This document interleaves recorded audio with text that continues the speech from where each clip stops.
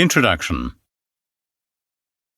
Scientific interest in social and political questions is hardly less old than scientific interest in cosmology and physics, and there were periods in antiquity — I have Plato's political theory in mind and Aristotle's collection of constitutions — when the science of society might have seemed to have advanced further than the science of nature.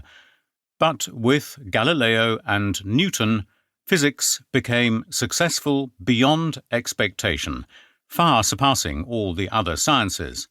And since the time of Pasteur, the Galileo biology, the biological sciences have been almost equally successful. But the social sciences do not as yet seem to have found their Galileo.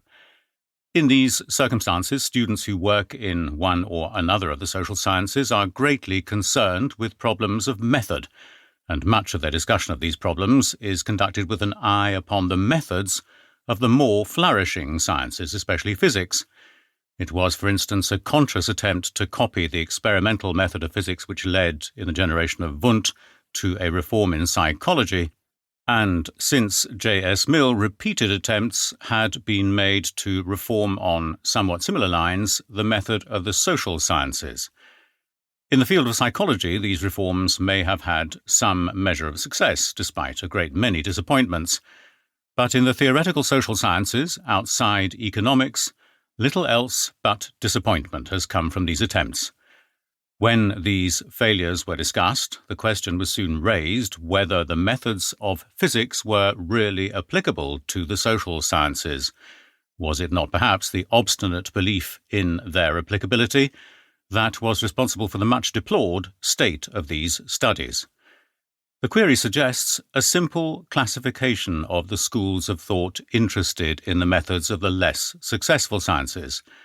According to their views on the applicability of the methods of physics, we may classify these schools as pro-naturalistic or as anti-naturalistic, labeling them pro-naturalistic or positive if they favour the application of the methods of physics to the social sciences, and anti-naturalistic or negative if they oppose the use of these methods.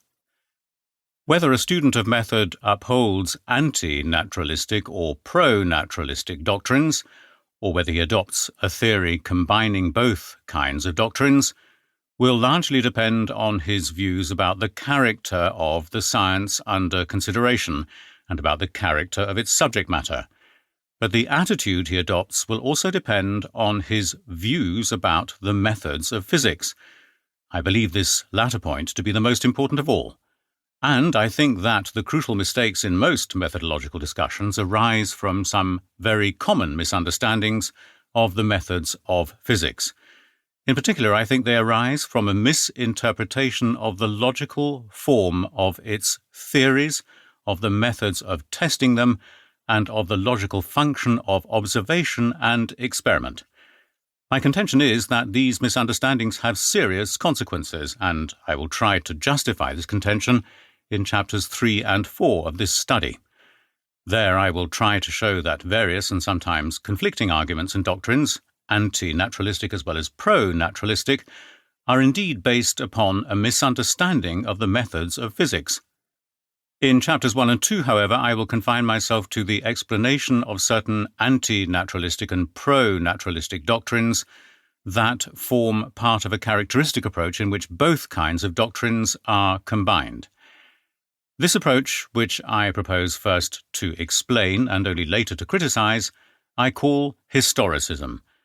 It is often encountered in discussions on the method of the social sciences, and it is often used without critical reflection, or even taken for granted. What I mean by historicism will be explained at length in this study. It will be enough if I say here that I mean by historicism an approach to the social sciences which assumes that historical prediction is their principal aim, and which assumes that this aim is attainable by discovering the rhythms or the patterns, the laws or the trends that underlie the evolution of history. Since I am convinced that such historicist doctrines of method are at bottom responsible for the unsatisfactory state of the theoretical social sciences, other than economic theory, my presentation of these doctrines is certainly not unbiased.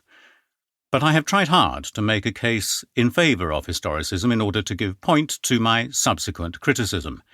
I have tried to present historicism as a well-considered and close-knit philosophy, and I have not hesitated to construct arguments in its support, which have never, to my knowledge, been brought forward by historicists themselves. I hope that, in this way, I have succeeded in building up a position really worth attacking. In other words, I have tried to perfect a theory which has often been put forward, but perhaps never in a fully developed form. This is why I have deliberately chosen the somewhat unfamiliar label Historicism. By introducing it, I hope I shall avoid merely verbal quibbles, for nobody, I hope, will be tempted to question whether any of the arguments here discussed really or properly or essentially belong to historicism, or what the word historicism really or properly or essentially means.